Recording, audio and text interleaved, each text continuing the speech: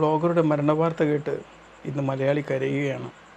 ഒരുപക്ഷെ ഒരു ബ്ലോഗർ എന്ന് പറയുമ്പം ഇന്നത്തെ ഒരു കാലഘട്ടത്തിൽ ഒരു സിനിമാ നടനേക്കാളും ഒരു രാഷ്ട്രീയ നേതാക്കന്മാരെക്കാളും ഒരു വാർത്താമാധ്യമങ്ങളുടെ അവതാരകരെക്കാളും ഒക്കെ ജനഹൃദയങ്ങളിൽ ഇടം പിടിച്ച് നിൽക്കുന്ന ഒരു ജനവിഭാഗമാണ് ബ്ലോഗർമാരെന്ന് പറഞ്ഞു കഴിഞ്ഞാൽ.